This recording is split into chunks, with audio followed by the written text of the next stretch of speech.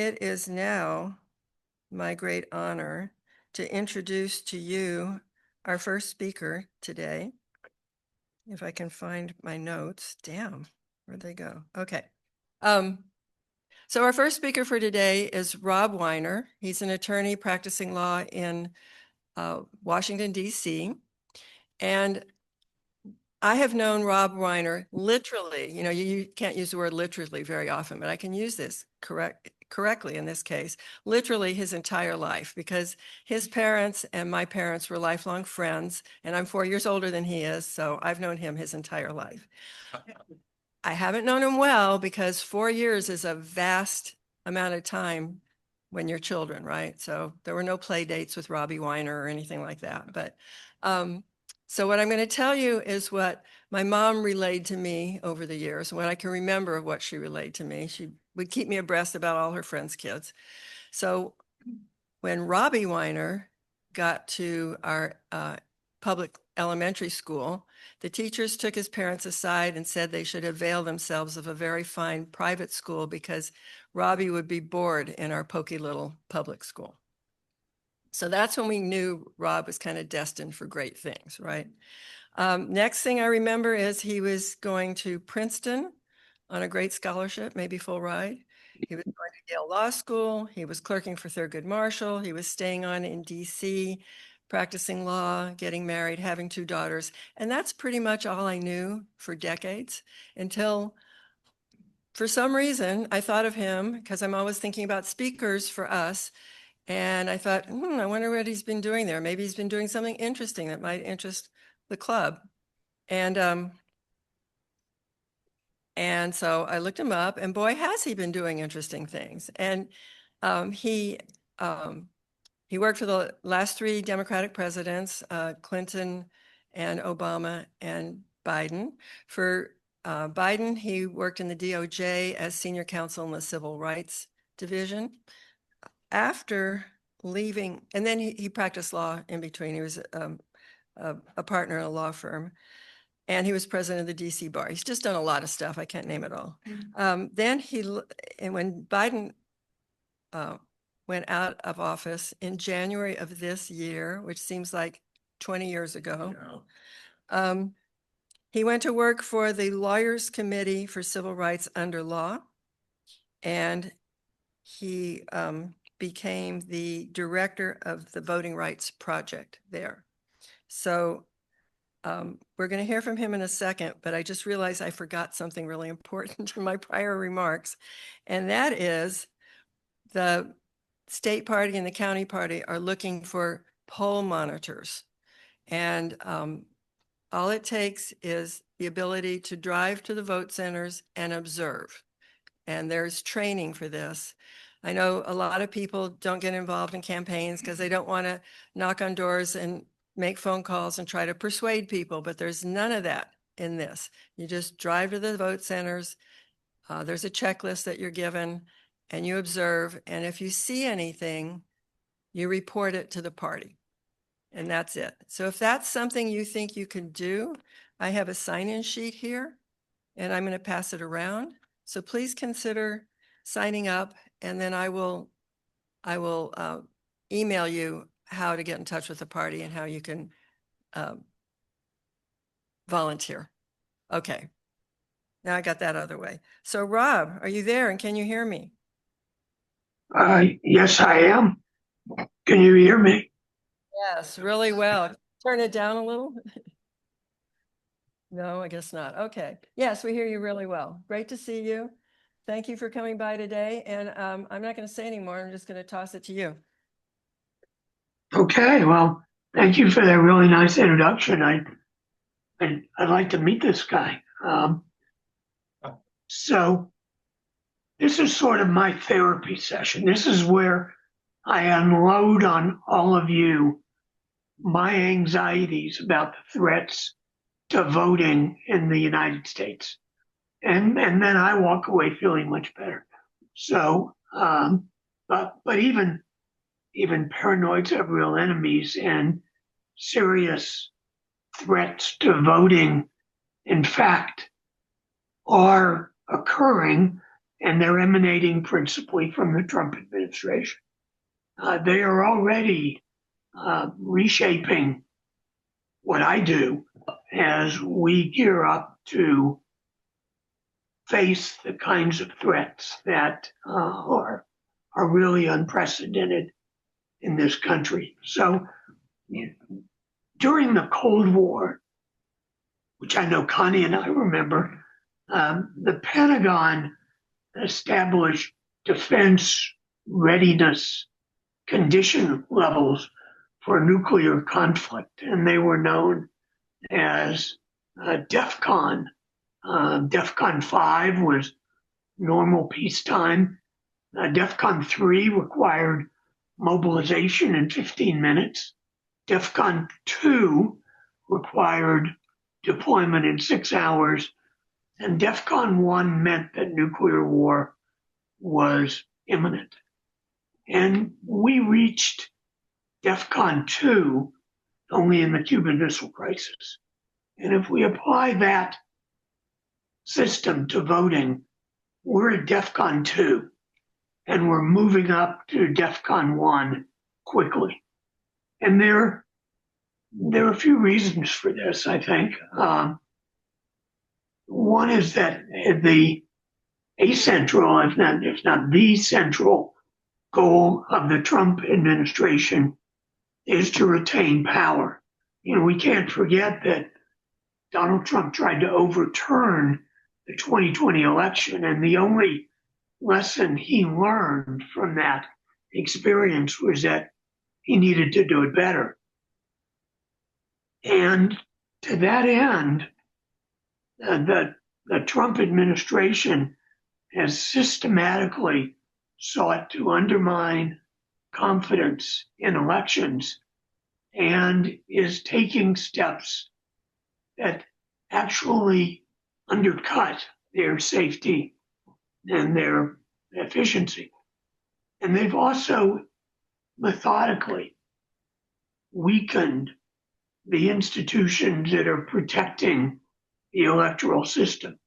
And they're blowing right past the recognized limits on their authority, like reshaping the Civil Rights Division and diverting its enormous and important powers to furthering the president's own political schemes.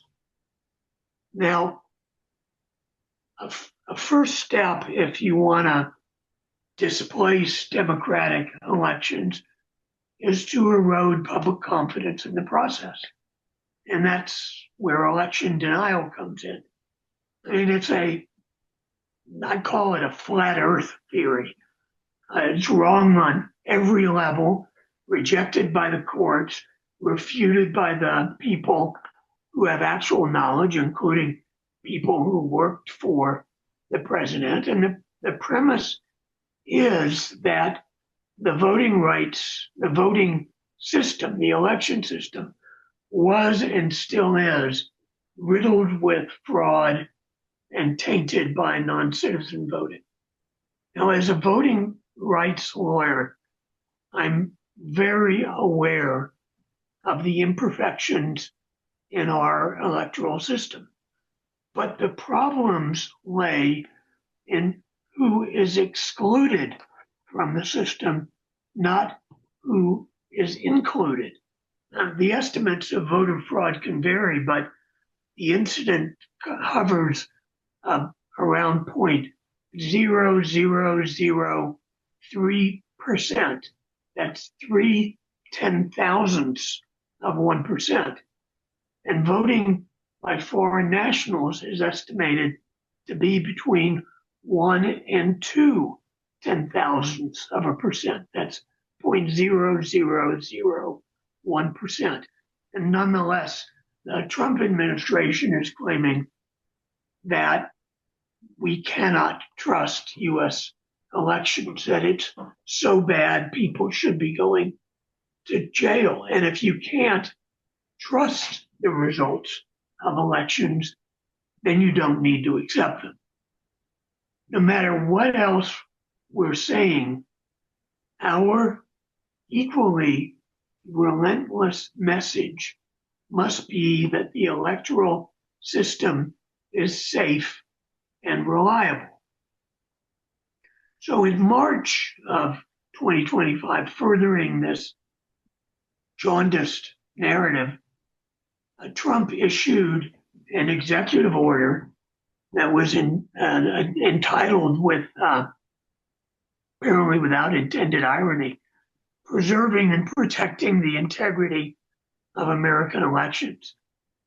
And so to address the non-problem of non-citizen voting, the order sought to require documentary proof of citizenship to register to vote. Now, most people don't have these kinds of documents laying around the house.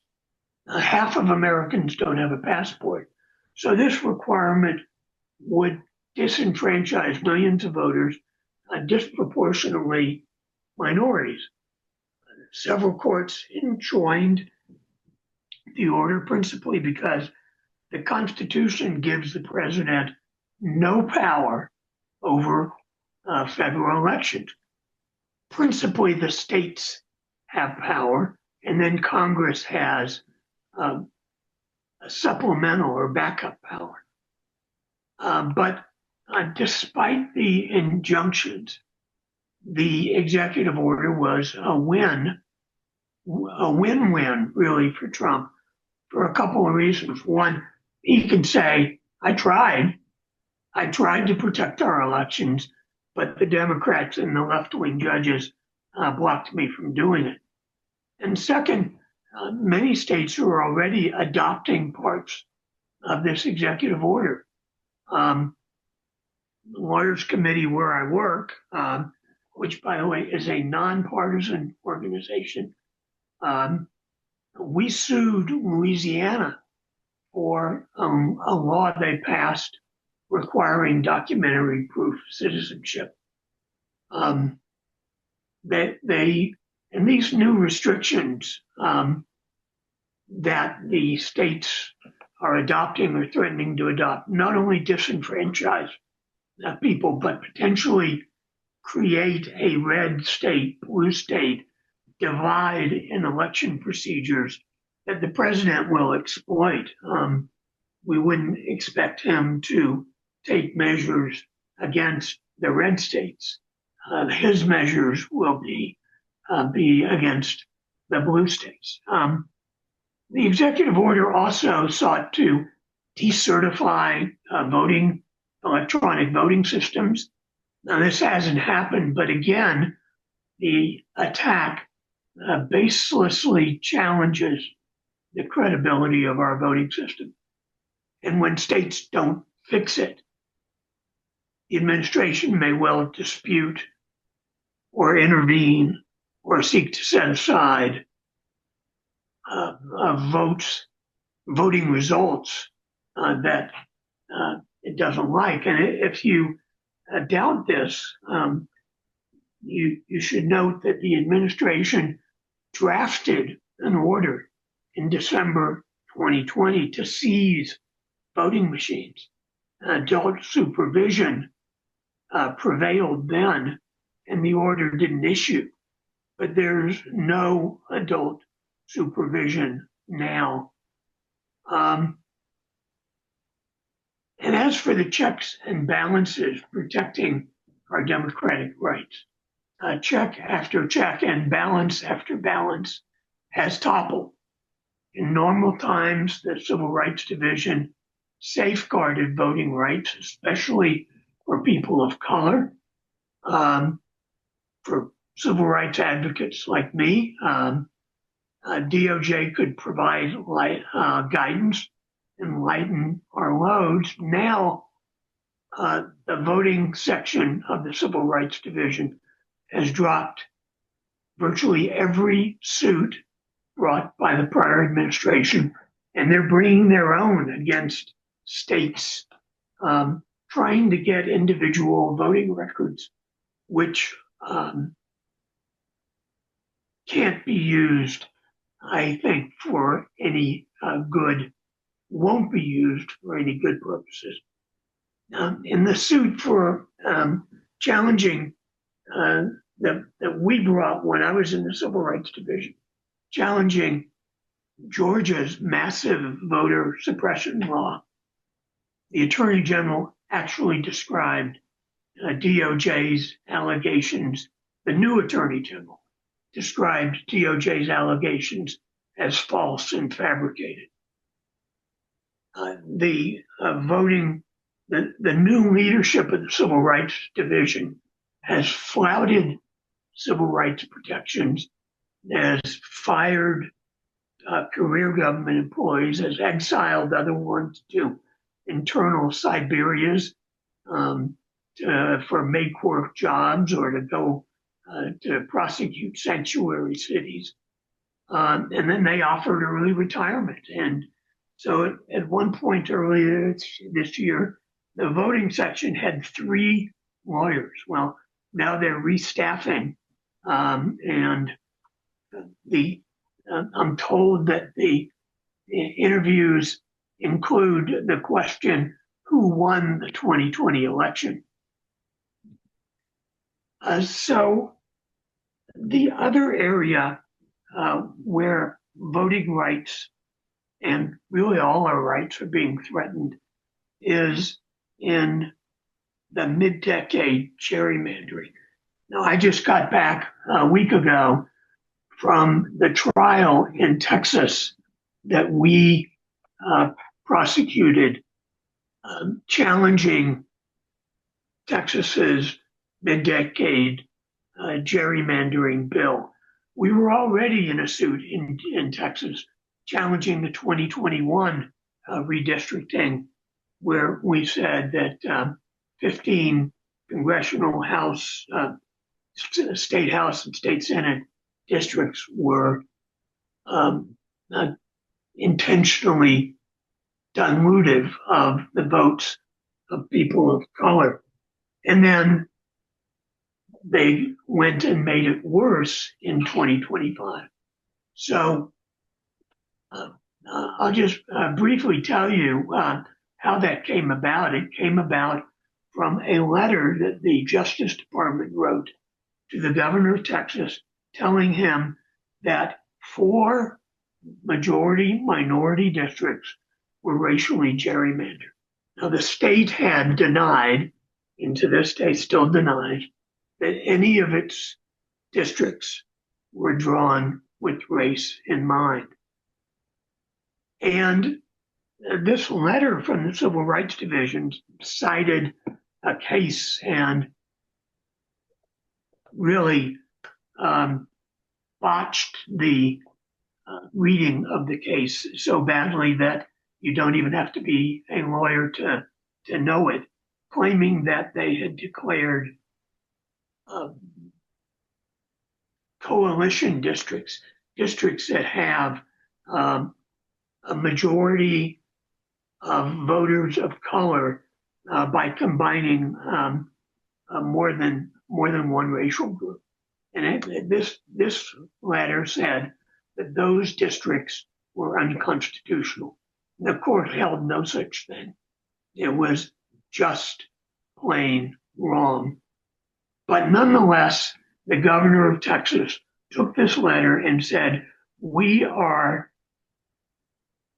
going to have a special session of the legislature that will seek to redistrict and remove coalition districts. That is, remove majority-minority districts based on their racial composition. Now, the origins of this letter demonstrate the problem because the guy who drew the maps, who testified at our trial, and he was very proud of himself. He's from the National Republican Redistricting Trust. And he said that he had been at the White House in June of this year, and he saw a draft of this letter, a draft before it was sent out. And this was an enforcement letter. This was a letter telling Texas that they were violating the civil rights laws and the Civil Rights Division would take enforcement action if they didn't fix it. And he saw this letter in June before it was sent, and they talked about it at the White House.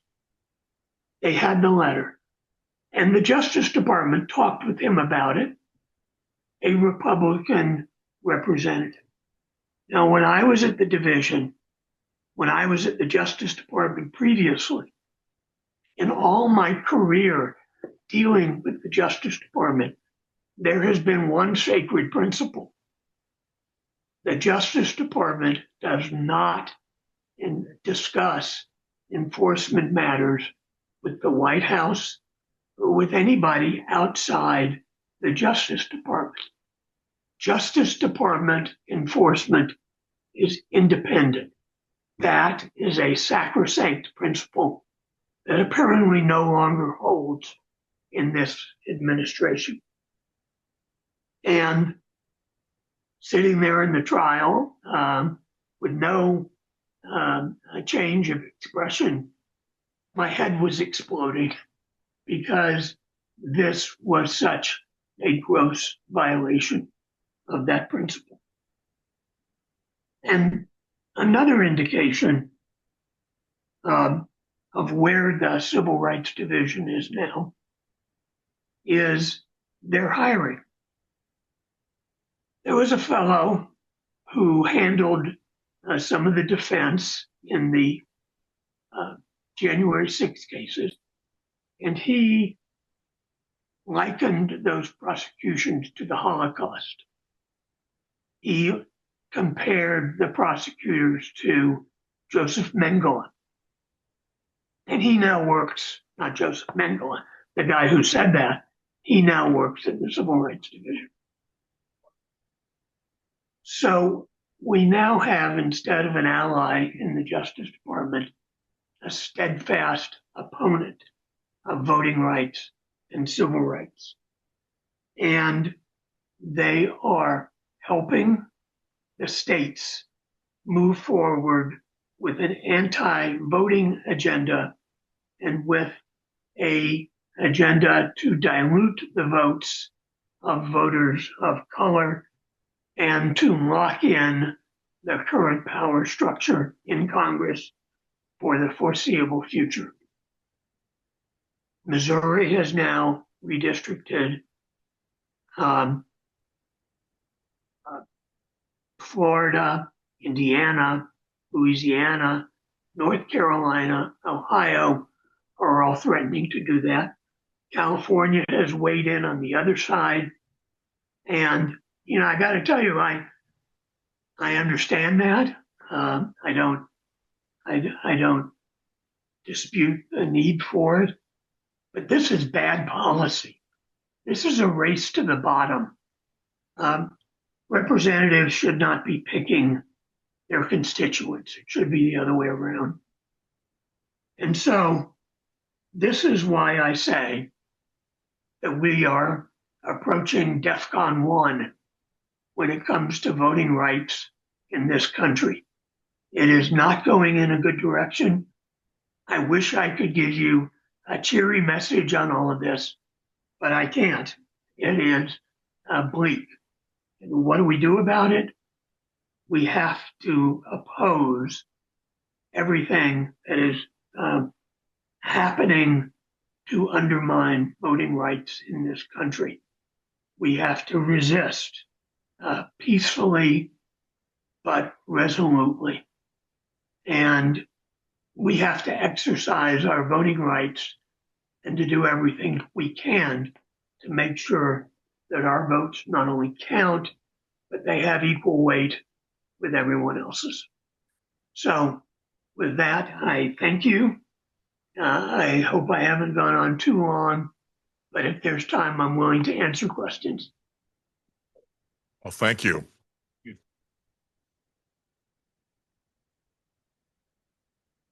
Thank you, Robert. Tim Dixon, president of PV Dems. And we're all curious if you wanted to share any childhood memories with Connie. And I guess that's off limits. Was she an activist when she was 8 years old? That's probably true already. So I know she was in the Peace Corps and has been an activist her whole life. But it was really a pleasure to have you here today. But I'm going to open it. Are there any questions for Robert from the floor? Go ahead, Connie.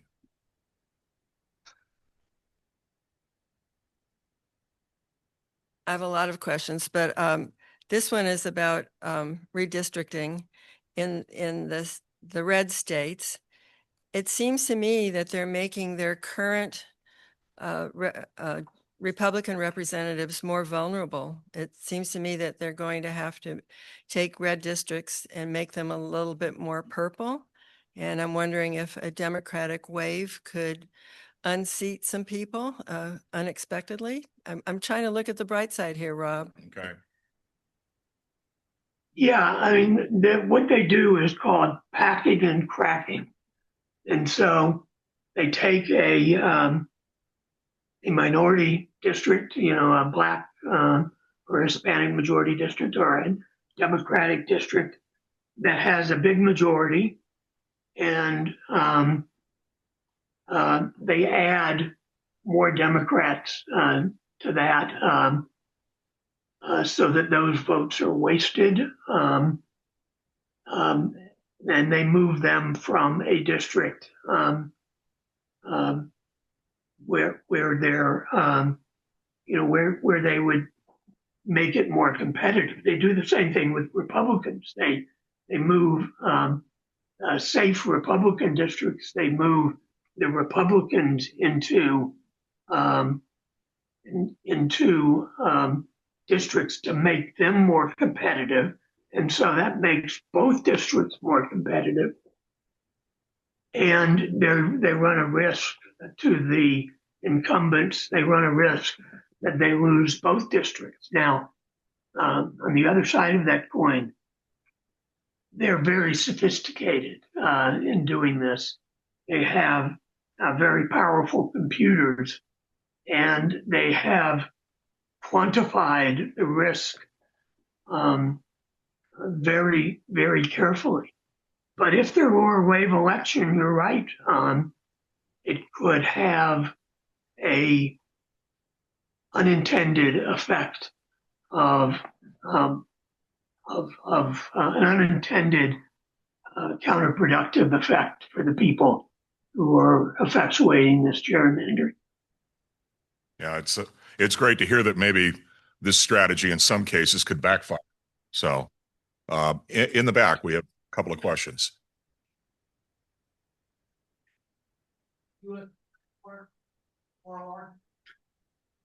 You voting right back and give you the prognostication of what could happen and whether it will have an impact on the 26th midterm. Could you hear that, Robert? No, I couldn't. Could you repeat it? Come on up.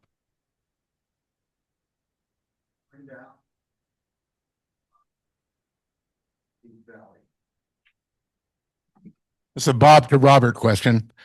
I wondered if you could talk about the recent U.S. Supreme Court argument on the Louisiana Section 2 Voting Rights Act case, give a prognostication of what you think could happen and whether it will have an impact on the 26 midterms. So let me give a little background on the Louisiana case and to build up to an answer to your question. Louisiana has 7 congressional districts, and a third of their population is African American. So when they had one majority black district, and so when they did the redistricting after the 2020 census, they kept it at one district, and there was a lawsuit, and that lawsuit resulted in the court, 3-judge federal court, ordering Louisiana to have 2 majority black districts. And they did that. They did that in a way that ended up with some very funny looking districts because they were trying to make sure they preserved the districts of the Speaker of the House and I think, the majority whip. And there was a second lawsuit, this time by white plaintiffs, who sued and said that the new district was racially gerrymandered. And that's the Calais case. And it was argued last year, and the court didn't decide it. They put it over to be argued again this year. And they said, we want the new argument to focus on whether race-conscious remedies are under Section 2 of the Voting Rights Act are constitutional. And just asking the question was worrying. And so that was the argument that we had earlier in the week. And the court's questions, you can't always determine the outcome of a case from their questions, because this issue came up in 2023 and the court came out the right way, 5-4, even though the questioning was sort of hostile. But the questioning suggested that they could well interpret Section 2 in a way that avoids race-conscious remedies. And the problem with that is that if you have a violation of the statute because they have denied opportunities to people of a particular race, it's hard to fix that without focusing on race. And if that was the way it came out, it would significantly undercut our ability to use Section 2 of the Voting Rights Act, which prohibits discrimination in voting based on race. It would be difficult for that to pack much punch. I think they may well fuzz things up so that things aren't all that clear in terms of the outcome, which would give people the ability to argue the points as we progress in cases going forward. But there is a significant risk that Section 2 could be rendered neutered, really, and we'll just have to see how that comes out. Okay, thank you. We have one more question from the floor, and then I think we have a couple of questions for people joining us by Zoom. Can you explain cage voting is the question from the floor. Cage voting. Caging voters. No, actually, I don't know that term.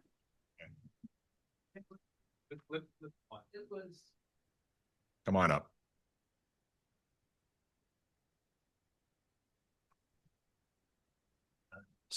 Sorry, it was on the radio that Republican districts, Republican legislatures or state secretaries of state send a letter to Democrats, a little postcard saying, please confirm your address or we're taking you off the rolls. And so if somebody doesn't turn that back in, and apparently millions of votes have already been eliminated in this process. Yeah. Sure. Thanks. I know the issue. I didn't know the term. So there's a couple of things at work here. One is that states are required by federal law and by their own laws to keep up their voter lists, to try to keep them up to date. And a lot of that is perfectly proper. If somebody hasn't voted in a significant amount of time, and there is an effort to contact them, and it's a legitimate effort, and there's no response, then the voting authorities in a lot of states assume that the person is dead or is moved, and that is in most cases where it's been studied, it's a legitimate way to try to make sure that there aren't a lot of dead people or non-residents on the voter list. But obviously, it can be abused, and it has been abused, and it's been abused in ways that take people off the rolls who have voted or who haven't voted for a couple of elections. Or they send the notices in a way that disproportionately affects people of one party or another, or people of one race or another. The other thing that is done is, Louisiana, for example, has a law that says that if you're registering to vote, you have to provide documentary proof of citizenship, and that is another way, and that affects people. It affects women who've changed their name. I guess some men change their names too, but mostly women change their names when they get married, and they then have to go and re-register. And in Louisiana, when they re-register with their new name, they have to provide documentary proof of citizenship. So this not only is disproportionately affecting people who are poor, who are unlikely to have a passport or other documentation of citizenship, but it's disproportionately affecting women. And that is something that we have called out. And it's another way of trying to purge the voting rolls of people that the powers that be don't want to have on them. Yeah. And I think we have a couple of questions online, Reggie, correct? Rob Fuentes, do you have a question? Yes, hello. Can you hear me? Yes. Okay. This is not a voting rights or civil rights question directly, but I think you're in a good position to be able to give me us a little perspective on how Trump's ramblings get translated into commands that move the National Guard and military troops into civilian areas under all sorts of guises. You listen to the news stories, you read the papers, and nobody says Colonel so-and-so got a message from Joe Blow in the White House to take his troops to Chicago. So how does that all work, really? What's the nuts and bolts of it? Yeah. Well, the president has a White House staff that puts into effect his policy choices. So when there is a deployment of a National Guard, that really there has to be a written order. And so somebody in the White House writes that order, and it has to comply with all sorts of statutes that govern. It's supposed to comply anyway, with statutes that govern when you're permitted to deploy the National Guard. And they have lawyers there who know what they're doing, who make sure that those orders touch all the right bases or purport to touch all the right bases. And, that's why when they've gone to court, there can be disputes about whether there are the factual predicates that the orders cite, but they don't generally complain about the form of the order or whether he has done what he says he's purporting to do. So that's the way the White House works, and then they have the Justice Department who also fly specs all these things to make sure that they comply with the proper form. Although in the meantime, the big issues are being sort of swept under the rug by the lawyers and the policymakers. Oh, thank you. And I think we have one more question online. It's who's it? Dan Stahl, can you? Yes. Thank you. And I wanted to thank our speaker. Thank you very much for all of the information you've given us that I think really helps getting your clear-eyed take on where we're headed on the voting rights front. And along those lines, I'm wondering what you think the prospects of voter ID being required throughout the country are at this point, and what the impact of that might be. Yeah, great question, Ann. So when you look at the polling on voter ID, it's it gets a very strong majority of people supporting it. There's a common sense to the idea that you should have to show some kind of identification to vote. The problem comes in what kind of identification, where does it come from, how do you get it, if you're if you don't drive or have limited English proficiency, can you get that ID? If you're poor, how much does it cost? Those are all issues that are important in terms of how a voter ID is implemented.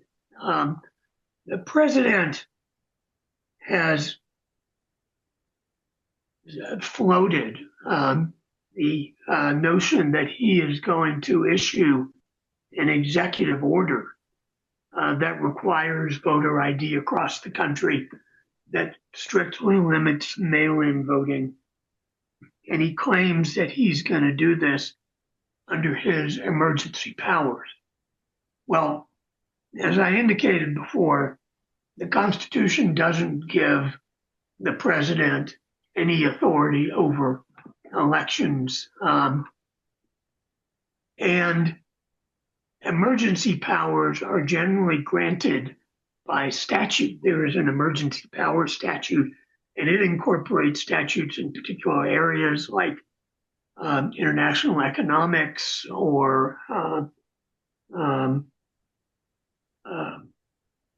natural disasters and things like that. There's not one on voting. So the only way he does this is by claiming some inherent authority as a matter of national security, and saying that foreign influences are threatening our voting, all these foreign nationals are voting. He'll come up with some rationale that won't be factually based. But the problem is that back in the 1950s, Harry Truman, maybe it was 1940, 48, Harry Truman tried to seize the coal mines because of a strike that was crippling national defense, and he cited his emergency powers for national security, and the court struck it down. The court said he doesn't have those powers. So Trump would just be asserting authority that he doesn't have, but he could do it to try to get a uniform voter ID requirement that may or may not account for all of the disparate impacts that a voter ID requirement can have if it's not fine-tuned to make sure that it's not disadvantaging people of color or poor people or people with limited English. And so I think he could try it. I don't know that he'll succeed. And I'll do my damnedest to make sure that he doesn't. Oh, thank you. Thanks, Ann. Thanks, Robert. We really appreciated your presentation today. Thank you. It was a pleasure. I hope, Robert, we can have you back, maybe when you're back in a Democratic administration, fighting for really real voting rights versus this scam that's going on right now. But thank you for joining us today. Sure thing. All right. All right, just a few remarks or housekeeping before we get to our live speaker today, our assembly member, who has been sitting in the back of the room joining us for most of our meeting. Thank you. With regard to Prop 50, and we just heard a lot about that issue. And I must say that I haven't been a fan of everything that our governor has done, but I'm a big fan of what he's trying to do with regard to Prop 50. I think it helps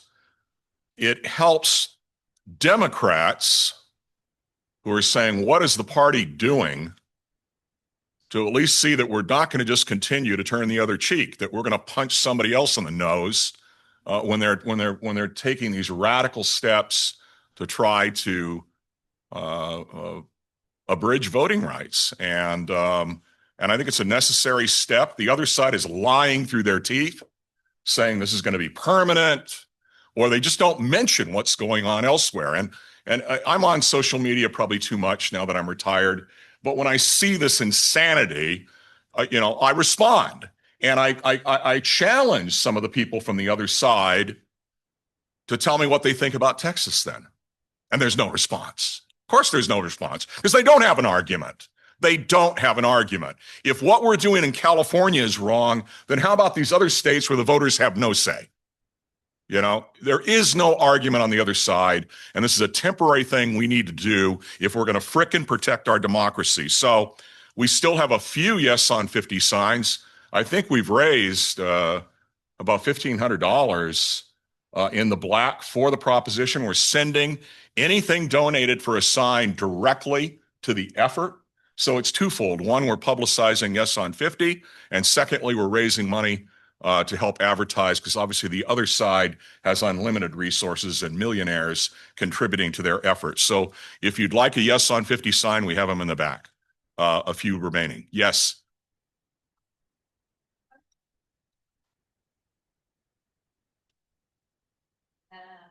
It was a couple weeks ago, and it's basically a letter just saying there's going to be a special election.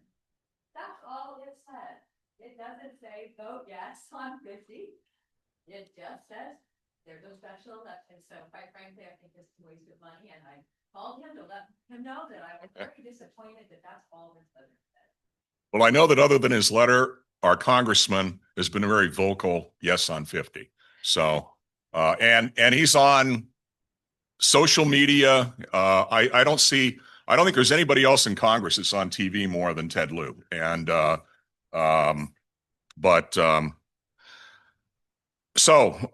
if you want to canvass or phone bank for 50, you can get on our website, and we have opportunities there over these critical last couple of weeks to try to push this over the line. I know Connie mentioned it earlier, The polling right now, I think we're a little over 50% yes, about 30-some% no, still about 15% undecided. And my hope is that the recall campaign against the governor, I think he polled about 60%. His reelection, he polled about 60%. I'd love to see us get about 60% yes on 50, but I'll take 50% plus one vote if that's what it takes to pass this thing. But again, there's a lot of work ahead that if you can volunteer some of your time over the next couple of weeks, I think that time would be well spent. This week, your regional director, Connie Sullivan, and I, just as a matter of announcement, will be heading to Monterey for the California Democratic Party Executive Board meeting. And I'm also vice chair of the finance committee for the party. I would encourage you in that capacity as a new vice chair of finance, that one thing the party can really use is if you sign up to make a donation and do it monthly. In fact, our controller was saying that, appreciate if somebody wants to write a check and donate, but in terms of budgeting, both for Prop 50 and then for our midterm next November, people that give a monthly donation, they can budget and plan for that better than, if we write a check occasionally. And I signed up to make a monthly gift, and I think that helps the party as we plan both of these campaigns. First, to win 50, and then secondly, to win the midterms and take back Congress, which hopefully will curtail some of this craziness. So go ahead, brother.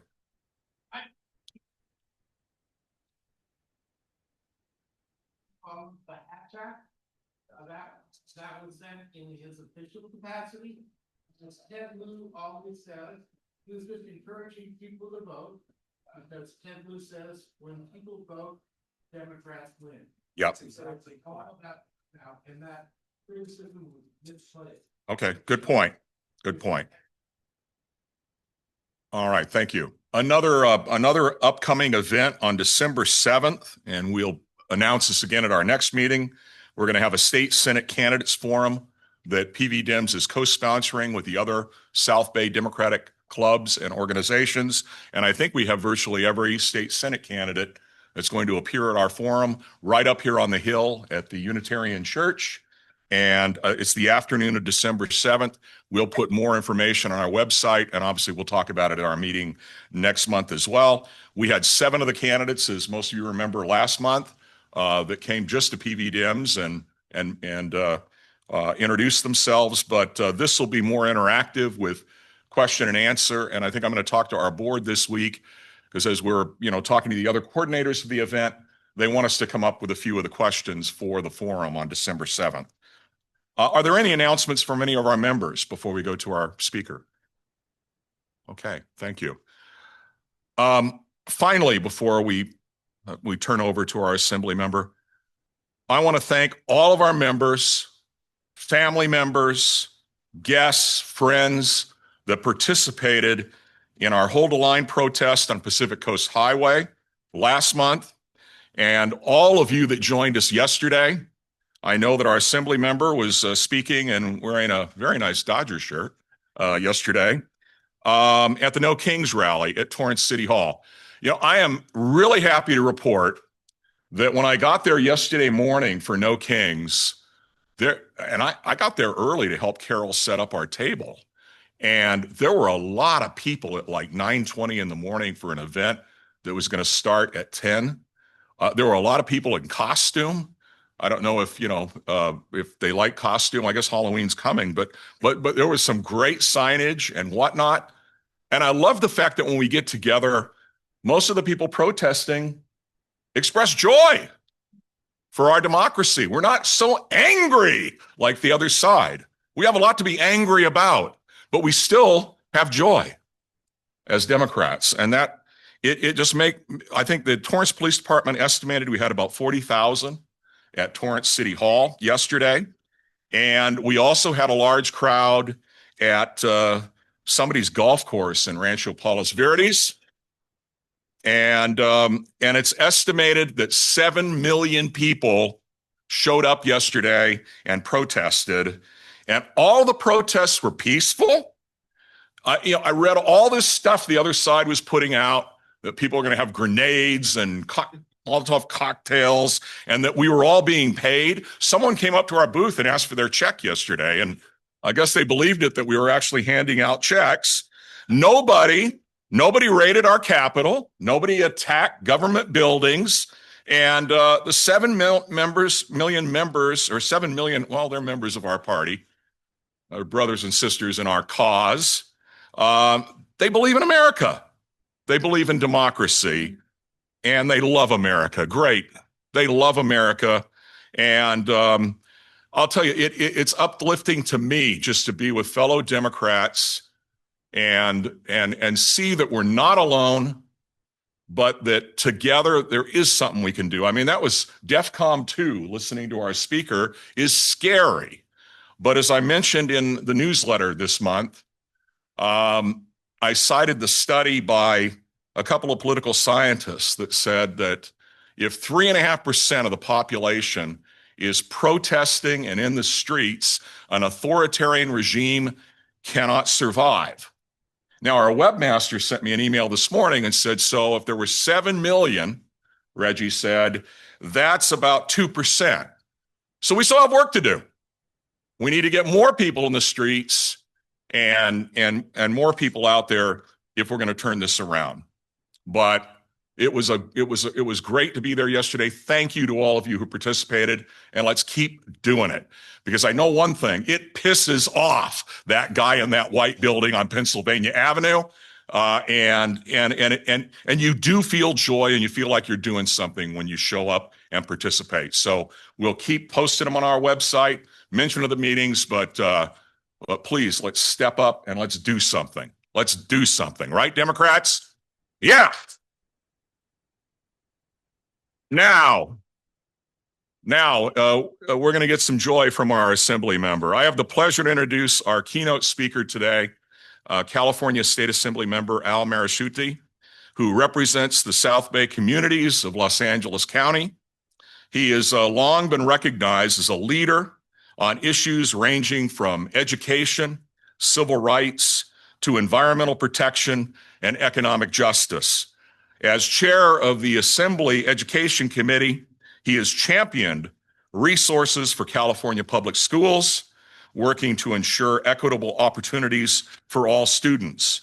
His legislative record reflects a deep commitment to sustainability, clean energy, social equality, making him one of California's most respected progressive voices in our state. A former Deputy Attorney General and school board member, he understands the intersection of law, policy, and community needs.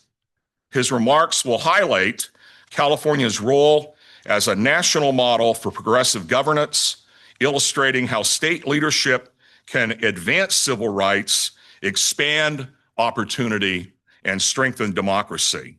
I believe that when our Assemblyman launched his first campaign for state assembly, the event was held here on the peninsula, I believe at Connie Sullivan's house. And so I'd like to welcome our Assembly member and our great friend, Assemblymember Al Muratsuchi.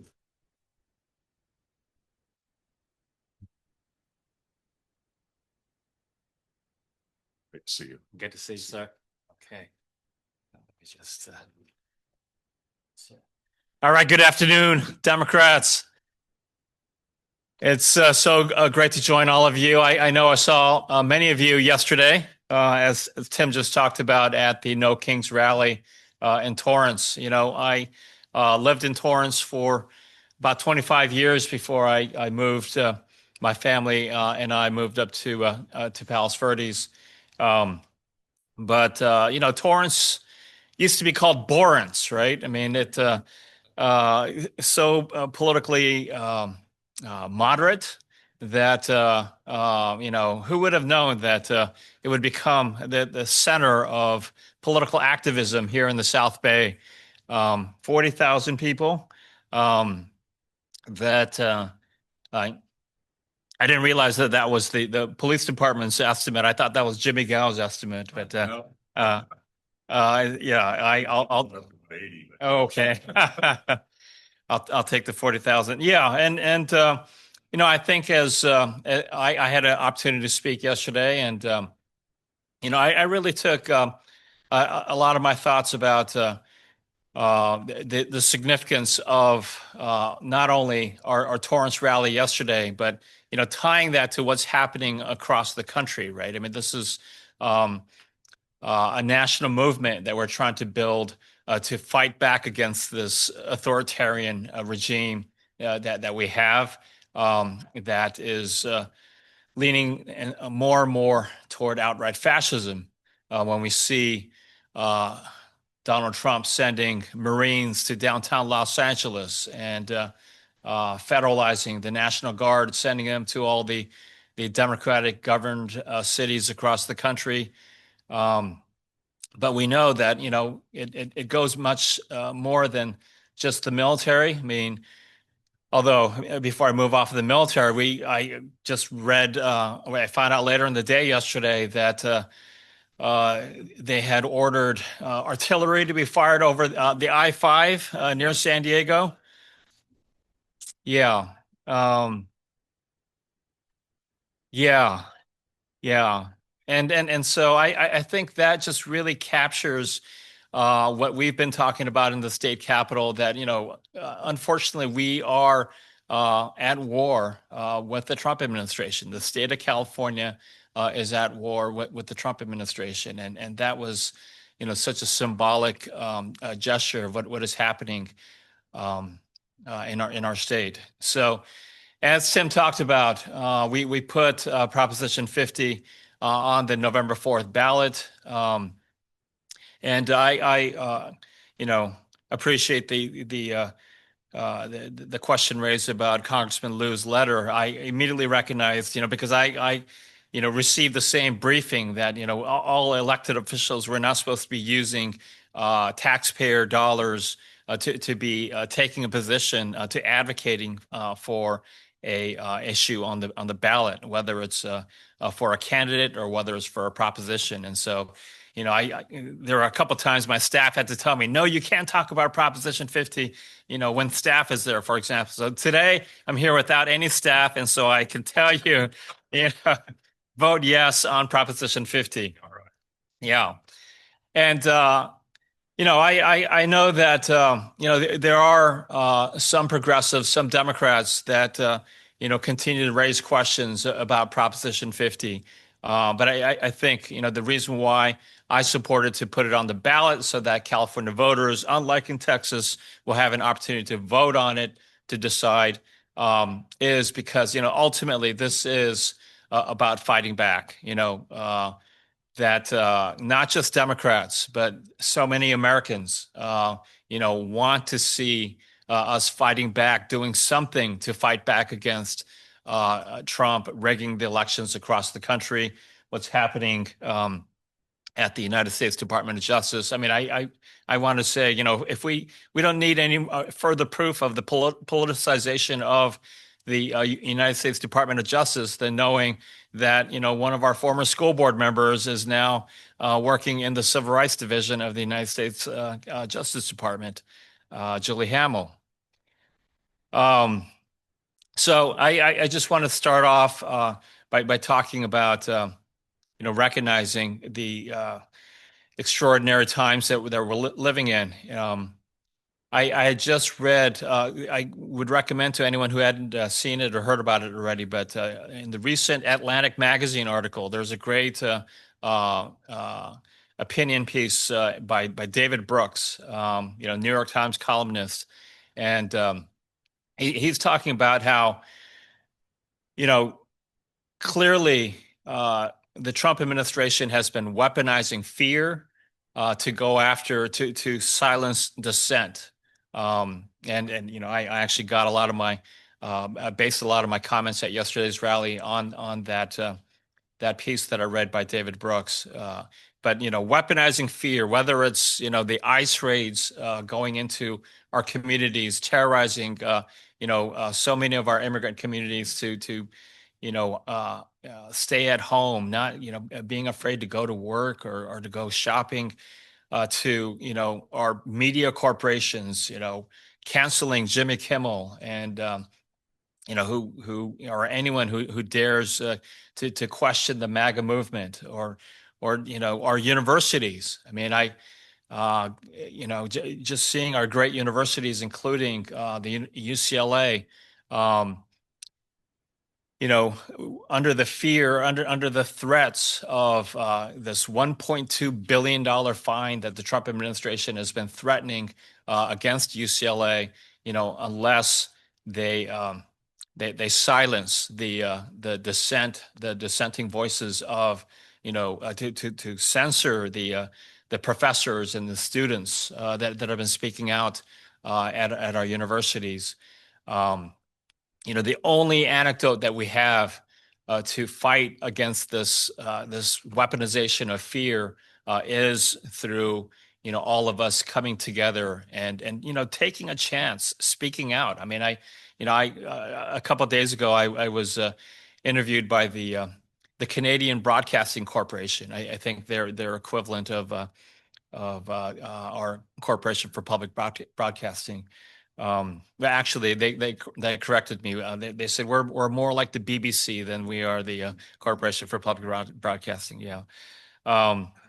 But they were interviewing me about the parallels between the immigration raids, in the United States Supreme Court upholding the constitutionality of the immigration raids as it relates to the targeting of people, based on their race, based on their accent, and based on, workplaces like at construction sites or car washes or so forth.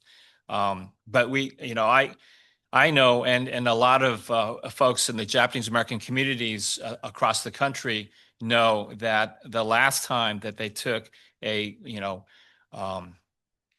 race-based approach to target a community as a national security threat was during World War II, when Japanese Americans were, over 125,000 Japanese Americans were incarcerated in these camps across the country, again, in that case, solely based on their ancestry, because, we were seen as a national security threat.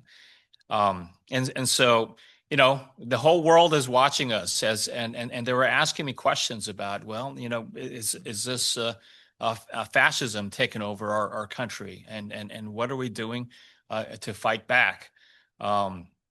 And so I do believe that Proposition 50 is an important, statement to make. It's important, a critical important measure that we need to show the rest of the country that we're fighting back against Donald Trump. I wanted to just highlight some of the things that I've been working on as your state representative at the state capitol in Sacramento. One of my most important bills this year to fight back against Donald Trump's immigration raids was Assembly Bill 49, the California Safe Haven Schools Act, which the governor came down to LAUSD just a few weeks ago for a great signing ceremony. It is a bill that is designed to do everything in our power to keep ICE out of our schools, because we know that, number one, kids can't learn if they're afraid of themselves either being deported or of having their family members being deported.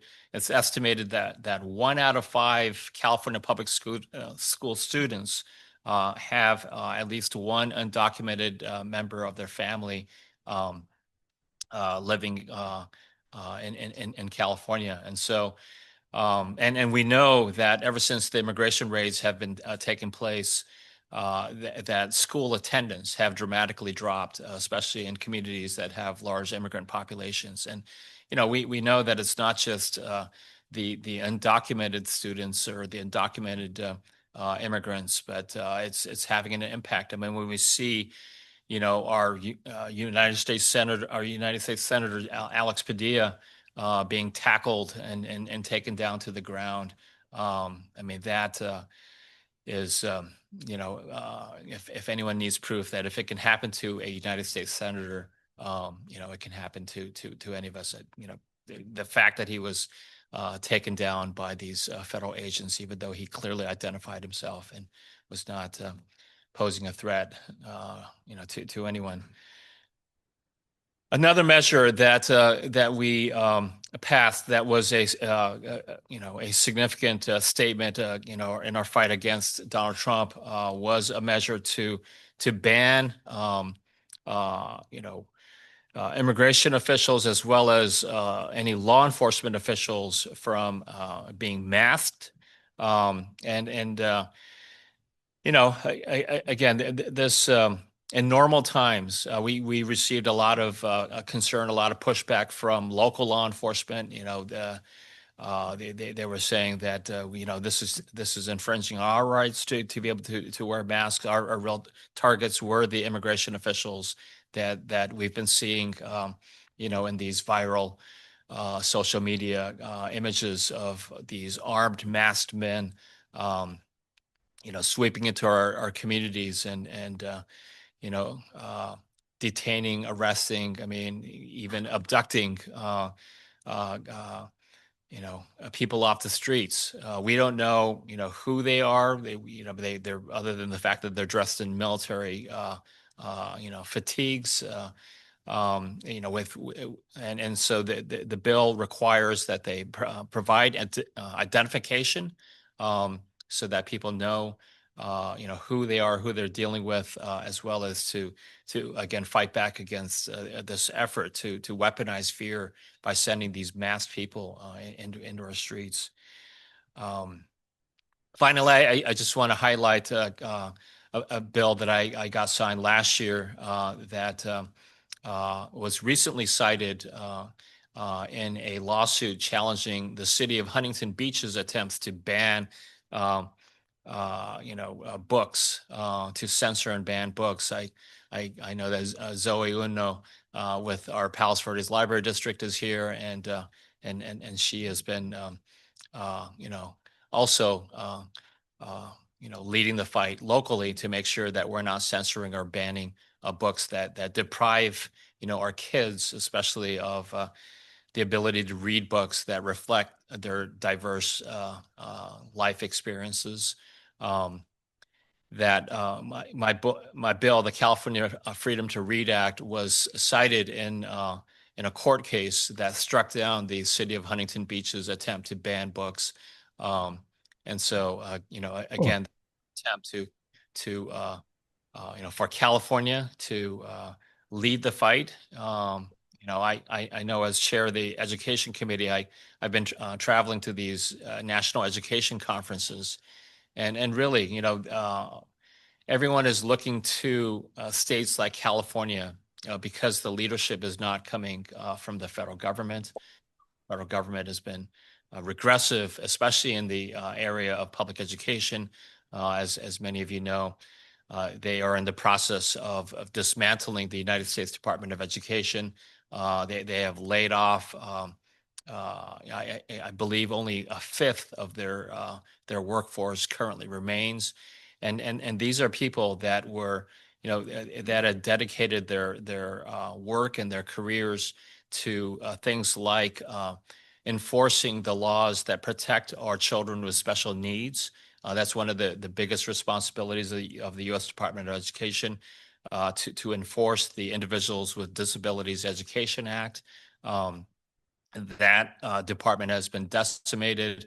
Another huge function of the U.S. Department of Education is to provide for funding and to administer programs like Head Start, that again is committed, has been committed to promoting equal educational opportunity, especially in those critical early childhood years, by providing programs like Head Start. We know that in communities like Palos Verdes, young families, we send our kids to Montessori programs or to enrichment programs, but too often the achievement gaps and the opportunity gaps that we see between middle class affluent communities and lower income communities are in those early childhood years. And so that's why it's so critical that we continue to fight and defend critical programs like Head Start so that we can, close those opportunity gaps and uplift all kids, not only in California, but across the country. So those are just some of what has been happening in your state capital, some of the things that I've been working on as your state representative. But I don't know if would this be appropriate if I took some questions? Sure. Okay. Absolutely. Yes, Carol.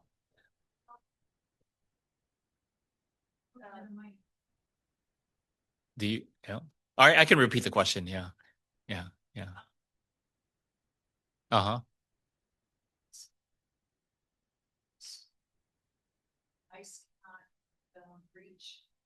Unfortunately, well, so the question, I guess, for the people online is, does Assembly Bill 49, the California Safe Haven Schools Act, does that extend to a perimeter beyond the school grounds? The answer, unfortunately, is no. We did look into that, but the fundamental problem is that we don't, school officials don't have jurisdiction, beyond their school grounds. And so, there is, still that concern and that risk of people, getting detained as they're dropping their kids off or picking up their kids from school. Yeah. Yes, ma'am.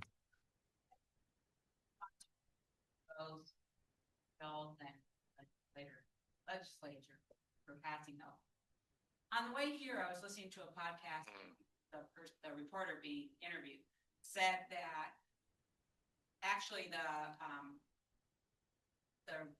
map for 50 could have been much more extreme. Like you could have taken 10 seats instead of 5. Was that something? Do you agree with that? Was that something that was discussed in the legislature and with the governor? And if the Title II is dismantled, basically, and all these red states continue their extreme redistricting, is doing in a couple of years.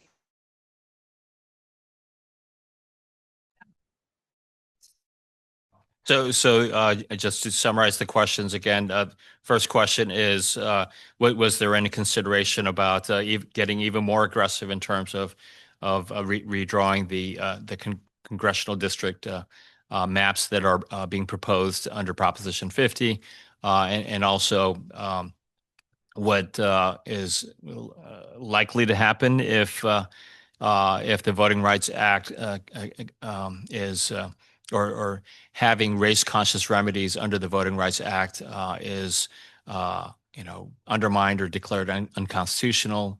Is it possible that things would get even worse, and that would California consider again trying to redraw the lines? Yeah. Yeah. Yeah. Yeah.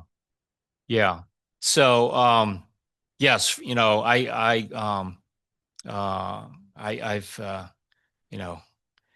I know I've always said that in normal times, I would not be supporting a mid-district or a mid-decade redistricting.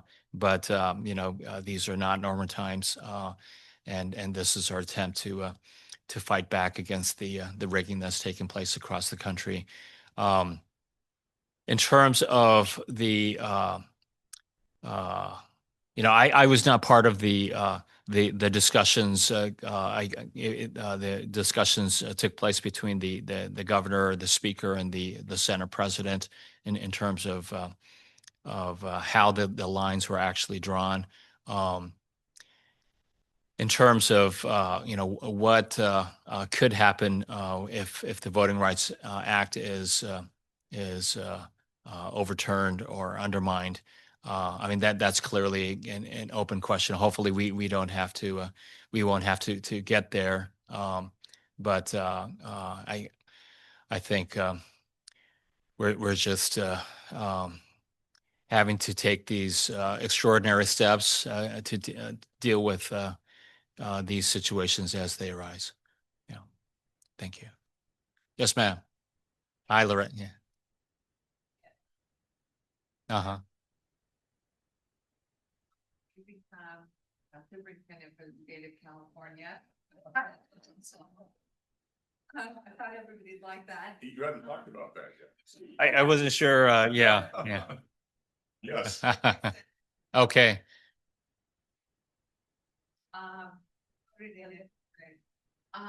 Do you see with the dismantling of the state of or the federal Department of Education, do you see the states absorbing some of those roles going forward? I'm sure you've given that some thought, and I'd love your feedback on that. And then I have a second question for you.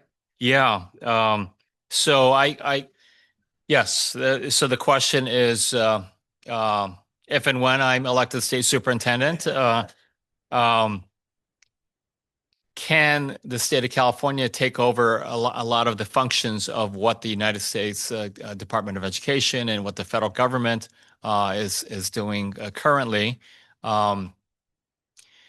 That is what Trump has been saying, that he wants to delegate more power to the states. But what he's clearly doing is that he's tying it to his conservative MAGA agenda by tying federal funds to, getting rid of diversity, equity, and inclusion programs. Undermining protections for LGBTQ students, and so the key is the federal funding and what conditions he ties to the federal funding. Right now, California's of our overall TK through 12 education budget, about 8% of our budget comes from the federal government. And while, some may say, well, it's only 8%, 8% when we're talking about, over $118 billion in the TK budget is absolutely significant. Yeah. And so, similar to the challenges facing UCLA and our other universities, the real fight now is, how do we stay true to our principles, our values, while at the same time, dealing with these threats of having these billions of dollars in federal dollars being cut or taken away. Yeah. Similar note, once you're elected to this role, on a more micro level, first I want to thank you for what you did to help us pass the bond initiative here in Palos Verdes. And so I really appreciated your support on that.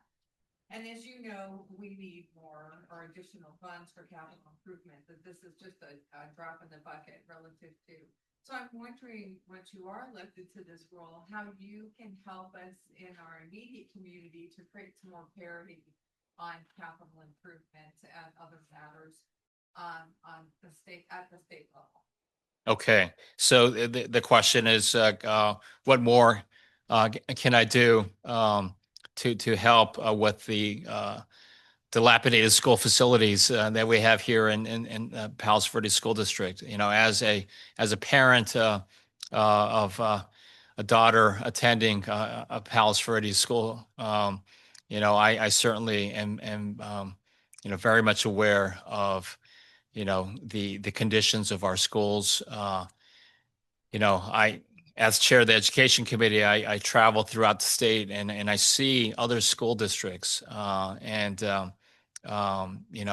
it's only because passing school bonds in Palos Verdes is such a struggle that even though we live in an affluent community, our school facilities are clearly subpar compared to much of the rest of the state. And it's not even like a question of affluence. It's more a question of the willingness to pass school bonds to support our local schools. Like, for example, I was just up in Berkeley visiting schools in the Berkeley Unified School. Yeah, go Bears. And yeah, and I went to I went to the Malcolm X Elementary School. You know, they have an elementary school named after Malcolm X. But it was a beautiful historic building that was like restored, and they told me that not only did they pass school bonds, but they have passed 3 parcel taxes to support their local schools. And so, you know, it really does highlight, you know, the importance of local support for our schools. But as far as the statewide level, as you know, I authored Proposition 2 last year, a $10 billion statewide school bond that provides matching dollars to local school districts, so that the local dollars, the local school bond measures that are passed get doubled in terms of the investment that we can make to support our schools. So that's something that I'm going to continue to champion to make sure that you know, all kids throughout the state can attend safe, modern schools.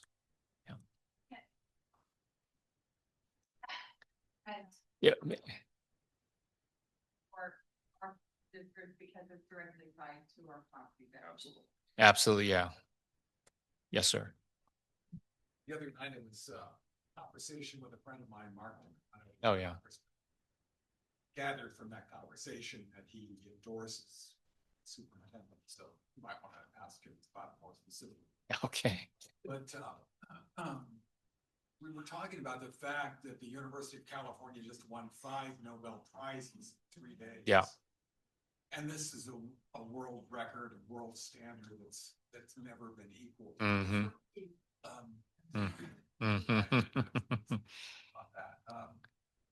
But the question is, with this kind of achievement, with this kind of unprecedented world standard achievement at the University of California, what the hell are the Trump people and the MAGA people and the Republican Party?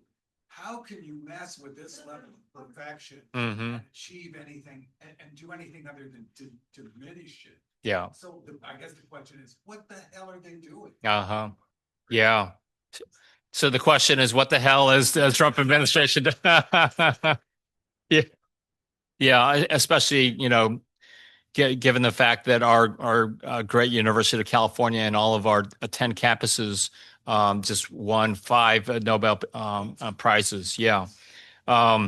Yes, that's yeah. You know, I had a conversation about this a few weeks ago with the new University of California president, James Milken. He's pretty good. You know, he came from the University of Texas. He was the president of the University of Texas. You know, and so it's interesting because I don't know if folks have been following Trump's latest attempts to, you know, at first he tried the stick approach of like threatening UCLA with a $1.2 billion fine if they don't adopt the MAGA agenda. Now they're trying to use the carrot approach, where they're saying, you know, they offered to 8 universities, including USC, was the only California university that they offered in that first round. But they basically said, hey, you know, if you adopt the MAGA values and agree to censor academic freedom, we'll give you preferential treatment in terms of federal research grants and all these other billions of dollars in federal dollars that we know that go to our universities. So, you know, clearly Trump, you know, trying to cut. I mean, he has cut, and then of course they get sued, and the district court says, you know, you can't do that, Donald Trump. And so, you know, in the initial rounds, we've been winning in terms of fighting back against Trump and his attempts to cut these federal research grant dollars. But unfortunately, what the new UC president said is that it's not that the Trump administration is against federal dollars going to universities. He just doesn't want to go to California. And I don't know if I don't think it's a coincidence, but the only university so far that has expressed interest in supporting the Trump administration's carrot approach of taking university dollars if they adopt the MAGA values is the University of Texas, yeah, which is hugely disappointing because I mean. UT Austin is the reason why it's such a hub of innovation and for their leadership to be suggesting that they're willing to compromise on their principles of academic freedom and free speech is yeah.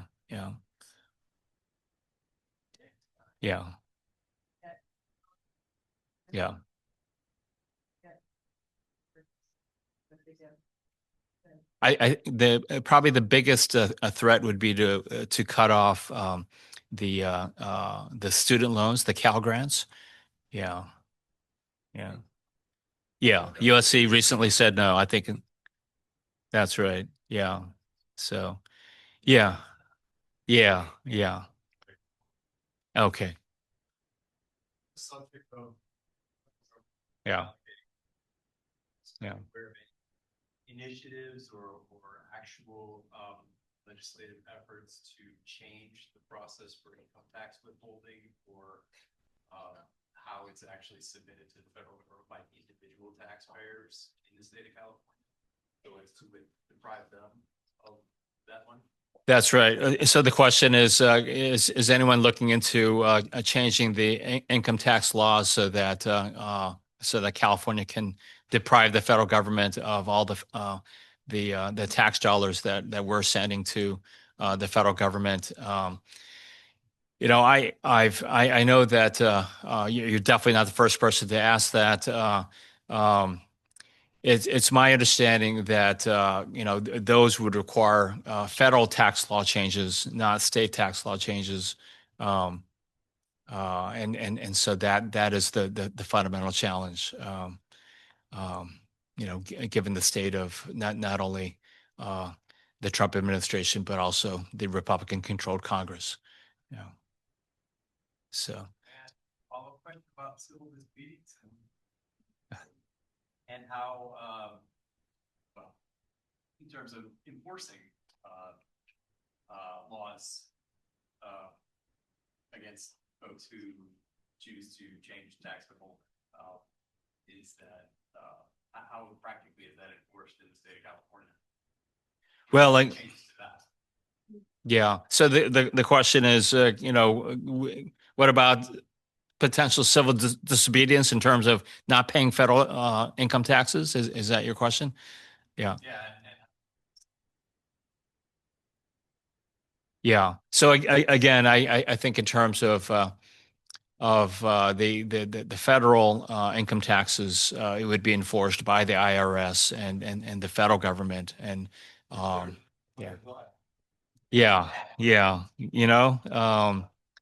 that's a question with all the downsizing. I actually I don't know. Has the IRS also been slashed by? Okay. Why don't you take the last couple of minutes here before you conclude? Okay. Because I know you're running for another office. Yes. So maybe you could just make a couple of minutes of Okay. about that. Okay. All right. Thank you. Report, but all right. You'd probably like to talk about that. Yeah. Thank you. I wasn't clear. What I should talk about today, but let me. Yeah. So I want to focus on doing my job, and then I want to talk about what I'm running for next. So I've had the privilege of representing the South Bay and Palos Verdes for 11 years now. Next year, I will be termed out as, you've been discussing, you will be electing a new state assembly member as well as a new state senator next year. I still have the passion to fight, especially for public education. Prior to getting elected to the legislature, I served on the Torrance School Board for 7 years, including as president of the Torrance School Board. I'm also an educator. I'm going to be back in the classroom tomorrow at El Camino College teaching government. And I currently chair the Assembly Education Committee, where I've been leading the fight against Donald Trump and his attacks on public education. I want to take that passion and my experience over decades of fighting for public education to be your next state superintendent of public instruction. I know a lot of people. They're less familiar with this statewide office. It's one of 6 statewide elected offices in the state of California. It doesn't get as much attention as the governor's race, but obviously critical, especially in these times when public education is under attack. I think I've talked about some of my work in fighting for funding for, make sure that all school districts, including districts like Palos Verdes, gets its fair share of funding, fighting for our, protect all students, whether it's our immigrant students through the California Safe Haven Schools Act, protecting LGBT and other students, with my California Freedom to Read Act, fighting to fix our schools through the Proposition 2 that I authored last year. Those are just some of many accomplishments that I've achieved as your state representative. I do believe that, when public education is under attack, our next state superintendent should have that proven track record of not only fighting for public education, but actually getting things done. I am confident that if you judge, there's several other candidates that are running for this seat, but I am confident and be happy to, answer any questions maybe after today's meeting. I'm ready to match my record against anyone. I do believe that I have the strongest public education record, among all the candidates running for this seat. So Al Muratsuchi for State Superintendent. For more information, Al for CaliforniaSchools.com. Thank you very much for this opportunity. Yeah.